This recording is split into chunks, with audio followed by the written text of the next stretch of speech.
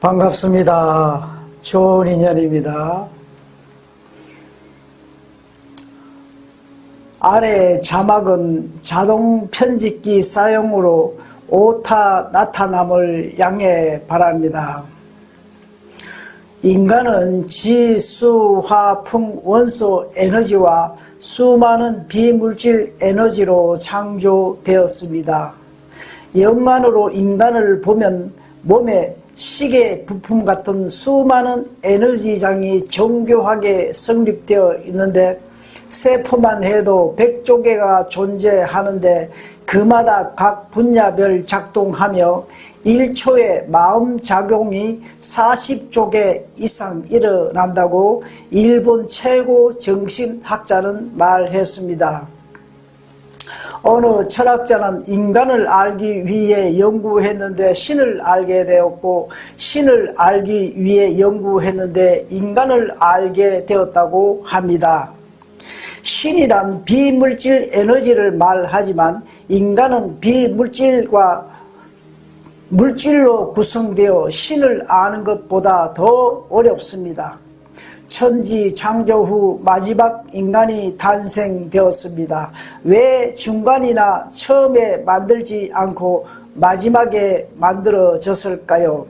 인간이 창조의 모든 것을 품고 최고의 신이라는 것을 나타내기 위함이 아닐까요? 도대체 인간이란 뭘까요? 오늘은 나란 누군가에 대하여 일기해 봅니다. 사람은 5가지 오감, 눈, 코, 귀, 혀, 몸 그리고 모든 종합하는 마음을 통해 세상을 경험하게 된다고 합니다. 예를 들어 꽃을 본다는 것은 눈만 있어서 가능한 일이 아니며 꽃을 보고자 하는 의식과 여러 기관을 통해 함께 작용해야만 꽃을 본다는 경험이 완성됩니다. 부처님께서는 이 6가지 모두 공이라 했습니다. 공이란 아무 것도 없는 비어있는 상태가 아니라 모든 사물이나 현상은 독립적으로 존재하는 것이 아니라 원인과 조건에 의해 얽혀 잠시 나타났다가 사라짐을 뜻합니다.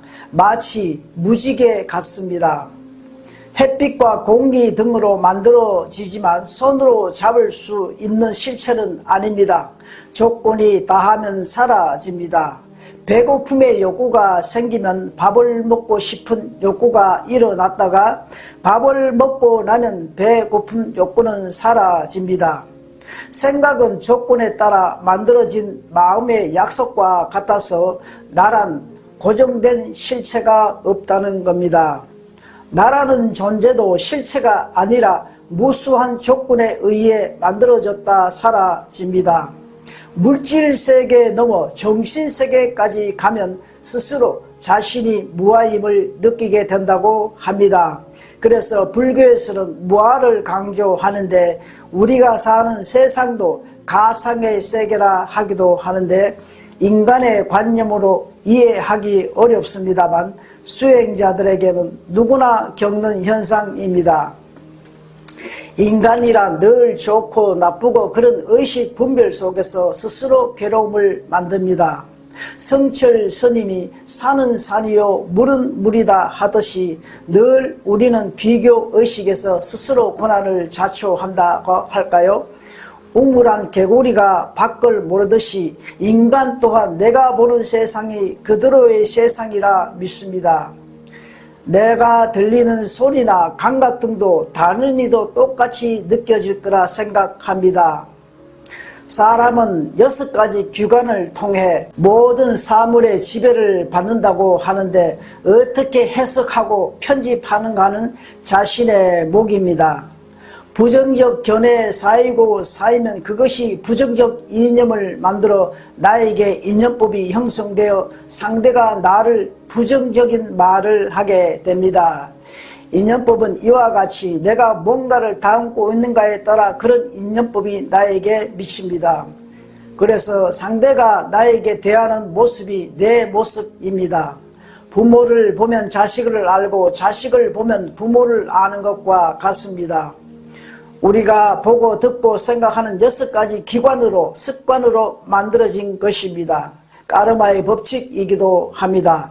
이런 분별 속에 자신만의 세상이 형성되며 자기가 만든 세상에 자기가 규칙을 만들어 스스로 다른 사람들과 나와 똑같이 느낀다고 생각하게 됩니다. 결국 각자 마음이 지어낸 세상에서 각자 생활합니다. 우주도 원래 그렇게 늘 똑같이 존재하는 것이 아니라 끊임없이 조건과 원인에 따라 변하고 있습니다. 이는 불교에서 반야심경이나 금강경에서 잘 말해주고 있습니다. 내가 보고 느낀 감정들이 진짜이며 답이란 것입니다. 이 세상에 답은 없습니다. 세상이나 상대가 나를 괴롭게 하는 것이 아니라 그에 대한 나의 해석이 나를 괴롭게 한다는 것입니다. 상대는 어떤 말이든 행동이든 할 수 있습니다. 받아들이는 내가 문제이지 상대는 상대뿐입니다. 나는 왜 주위에 나를 힘들게 하는 사람만 있는가 합니다. 직장에서도 사회에서도 심지어 부부 간에도 이는 상대가 나를 힘들게 하는 것이 아니라 나의 마음의 인연법이 그렇게 형성됩니다. 내가 힘들다는 것은 상대도 나 때문에 힘들다는 것입니다. 예를 들어 도둑이나 사기를 당하면 내가 상해당한 짓을 했기에 내가 사기를 불러오는 겁니다. 0.1mm라도 나와 인연법이 맞지 않으면 그 어떤 것도 그냥 스쳐 지나갑니다. 잠시 원인과 조건과 인연에 따라 모였다 흩어질 뿐입니다. 늘 우리는 고정된 눈으로 대하니 괴로움이 묻어납니다. 나라는 개념만 의식하면 그만큼 세상에서 오는 괴로움은 줄어들 겁니다. 지난번에도 일기했는데 6조 해능대사 이야기입니다. 1400년 전 많은 고성들이 6조 해능대사 만나기 위해 때로는 1년씩 걸어서 오기도 하는데 한 고성이 해능대사 문 밖에서 만나기를 청합니다. 해능대사는 너는 누구냐 합니다. 문 밖에서 어디서 온 누구라 합니다. 알았다 다음에 오너라 하며 만남이 거절됩니다. 다시 1년 후 찾아가서 또 만남을 청하는데 역시 너는 누구냐 묻는데 이번에는 상세히 어느 지방 부친은 누구이며 본인 나이와 직업을 상세하게 말합니다. 해능대사는 알았다 하고 다음에 오라고 합니다. 또 1년 동안 곰곰이 생각합니다. 너는 누구냐의 답변을 찾기 위해 끊임없이 공부합니다. 세 번째 찾아가서 또 뵙기를 청하는데 역시 너는 누구냐 합니다. 대답하기를 모릅니다. 단 4마디 모릅니다 였습니다. 이후 들어오라고 하여 방에서 차 한잔 나누고 돌아왔다는 실화는 많은 수행자에게 도전이 되었습니다. 해능대사 이후 오늘날 대승불교 시발점이었다고 합니다. 나라고 하는 것을 증명해야 하는데 나라고 하는 존재를 증명할 수가 없는 겁니다. 그래서 나는 누구인지 모른다는 겁니다. 나라는 것은 모든 조건과 원인이 모여 잠시 물질이나 정신이 만들어져 조건에 따라 흩어지는데 오감을 통해 분별의식이 형성되었다가 사라짐으로 나라고 하는 어떤 것도 없다는 겁니다. 그래서 늘 알아차림을 통해 올라오는 감정을 알아차림합니다. 생각이나 일어나는 감정도 내가 아니고 수많은 의식이 인연들에 모여 나타남으로 나를 지켜보는 겁니다. 지켜보는 이가 관찰자이며 참 나입니다. 그래서 인간은 6가지 감각으로 인해 판단하게 되는데 같은 사물일지라도 각자 의식에 따라 다르게 보입니다. 인간이 사용하는 언어는 모두 분별의식에서 만들어졌습니다. 그래서 때로는 언어로서 진리를 설명할 수 없을 때도 있습니다. 불교에서는 인간의 모든 괴로움은 나라고 하는 분별에서 시작된다고 했습니다. 나라는 존재의식만 깨달으면 고뇌도 줄어드는데 이해는 가지만 실상 생활 적응에는 많은 시간과 수행이 필요할 것 같습니다. 그래서 먼저 올라오는 감정을 늘 알아차림부터 학습하다 보면 나는 내가 아님을 어느 정도 자각하면 그만큼 불필요한 에너지를 줄일 수 있으며 세상이나 사람들에게 휘말리지 않을 수 있습니다. 세상에서 나를 가장 힘들게 하는 이가 나라고 했습니다. 가짜 내가 참나를 괴롭힌다고 할까요?